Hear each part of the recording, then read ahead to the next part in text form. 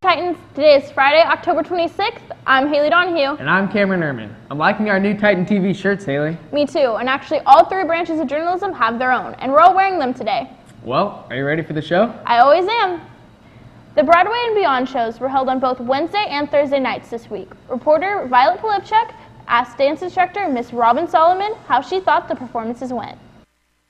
The show went really well. I think the kids had a great time. They performed well, and I'm really proud of all of my students and all of Miss Dunachenko's students, and it was such a pleasure working with her on this great show. On Monday, October 29th at 9 a.m., a representative from UC Davis will be visiting our campus in the Career Center. If you're interested, see Career Tech Miss Patty Lee for a pass that must be signed by your first period teacher. The Breaking Down the Walls Club has started on campus. If you're interested in joining, there will be a meeting in room L112 after school today. Applications for the club are due Monday, October 29th. The junior class is holding a Fright Night fundraiser on Tuesday, October 30th from 6:30 to 8 p.m. in the small gym.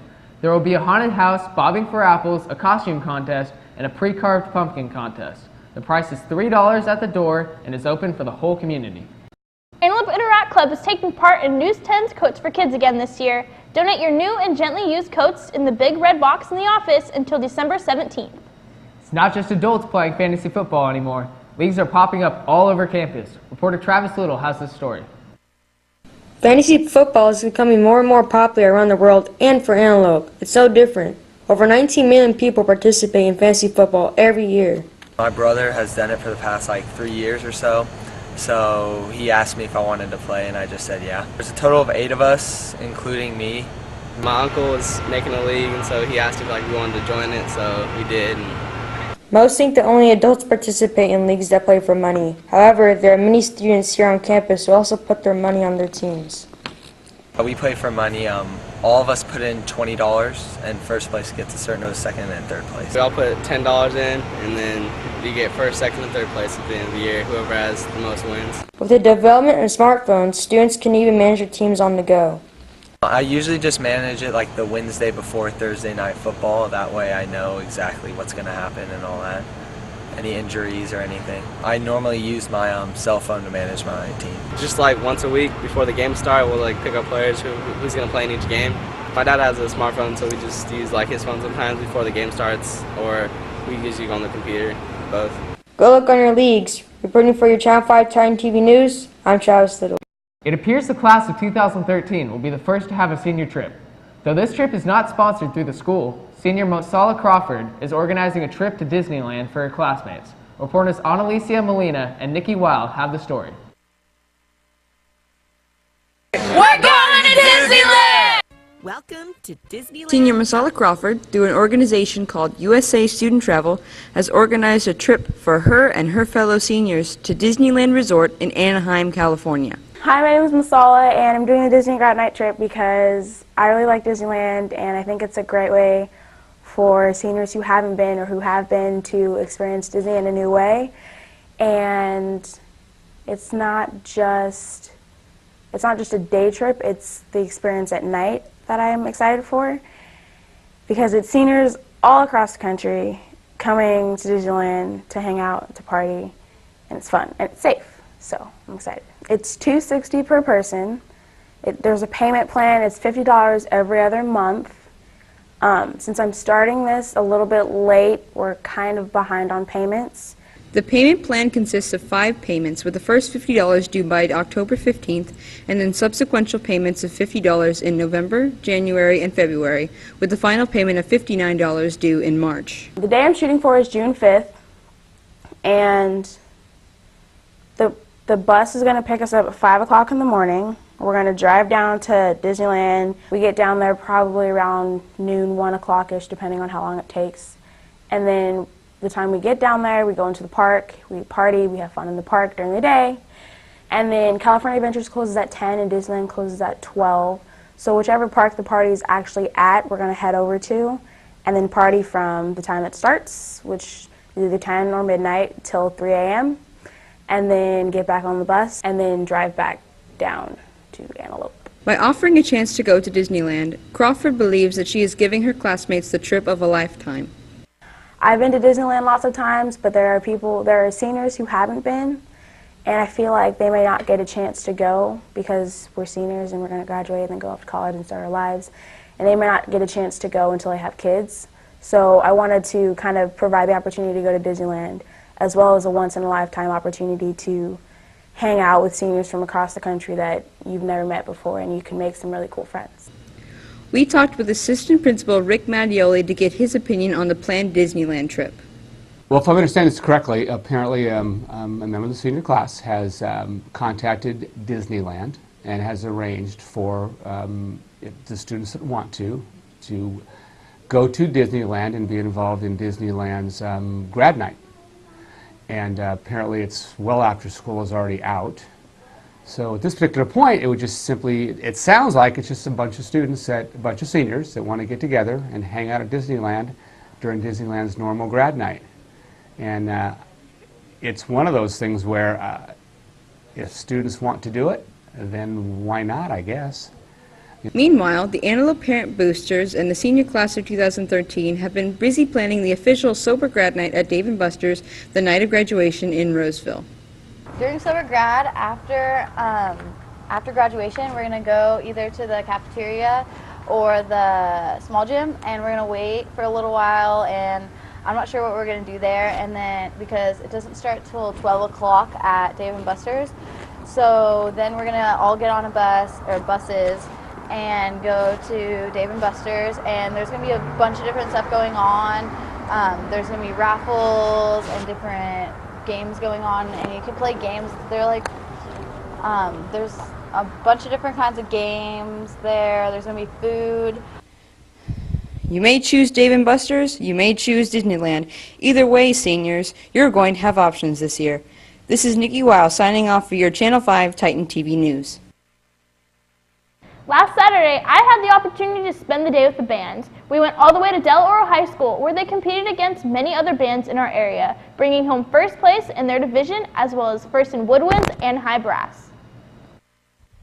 Waking up before 9 a.m. on a Saturday morning is not something that the average teenager would like to do. For the members of the Titan Band, waking up this early on a competition day is something they look forward to. After a 3-hour morning rehearsal, followed by loading up every piece of equipment, it is now time to depart to Del Oro High School, where the Titans will later win first place in high brass, woodwinds, and overall for their 4A division. Every single day, every single period of band is rehearsal, so we practice hardcore in the morning, hardcore in the afternoon, and every single Monday is another rehearsal. Sometimes we have Saturdays that are like a year long. But it's really fun, and we've just been working really hard to get our show memorized and completed. And we're just ready to show off our new things and make sure the audience gets what the whole show's about, so we're really stoked about it. When they finally arrive, the band spends 2 hours anxiously watching their competition and comparing themselves to what they see and hear. So far, the other bands are actually looking pretty nice. They're looking pretty decent, even the smaller bands. They're all looking pretty good, and us ourselves, we're looking excellent right now compared to last year and all that. We're looking great, and I think we're going to be a great matchup for all the bands in our division. Once it's 5:45 p.m., it's time for everyone to change into uniform, and soon after that, it's time to run through their performance once again. Now it's 8 o'clock, time to perform. Oh, you did.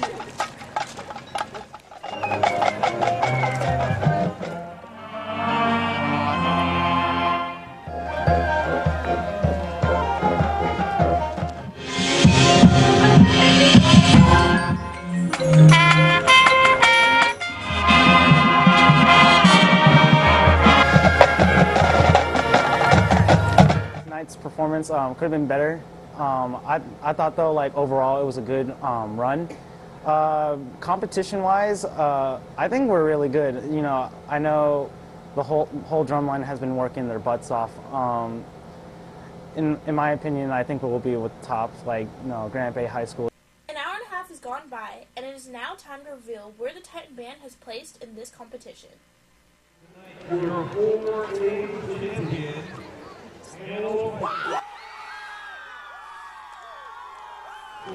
with 73 points. I'm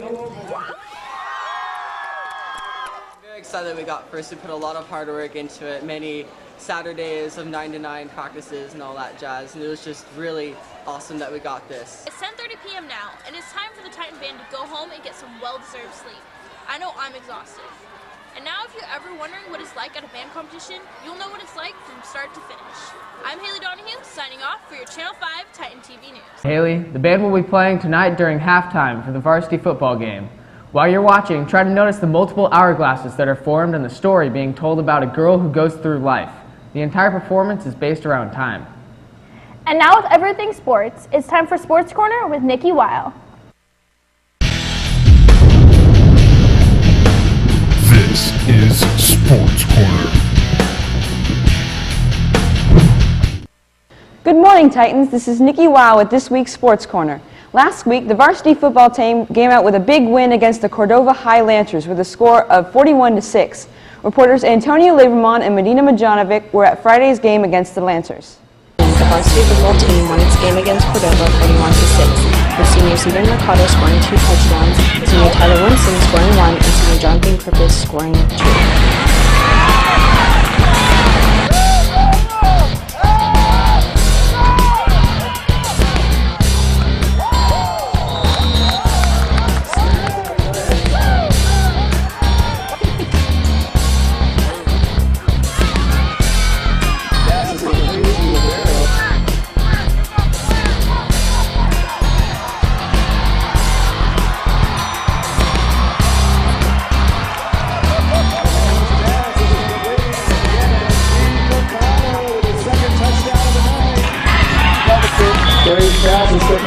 I think we performed good as a team tonight. It was an overall team effort. It starts at the O-line, starts at the quarterback, defense. Everybody played their part, played their role, and it was a good team win. Overall, we played well as a team. Defense got us the ball quite a few times, and as an individual, my receivers made plays for me. Overall, I think we did a pretty good job, and we came out physical, and we were a pretty dominant team. Our O-line was freaking amazing tonight, and our defense got the job done and gave us the ball when we needed it and stopped them from scoring. So we should have a very good shot at hopefully bringing home a championship against Whitney.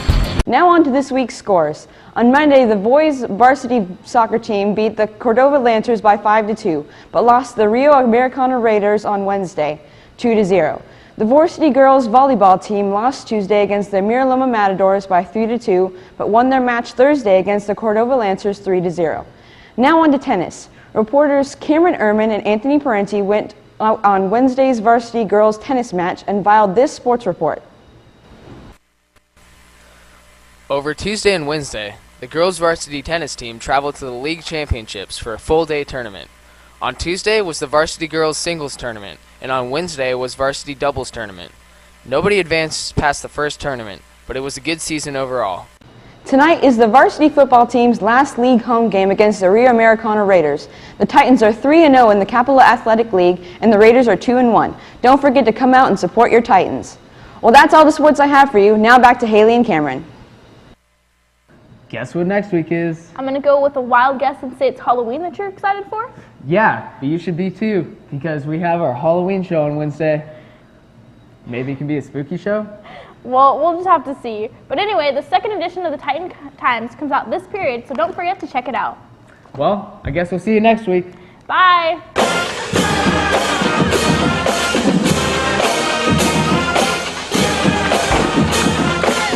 Several names there on the play.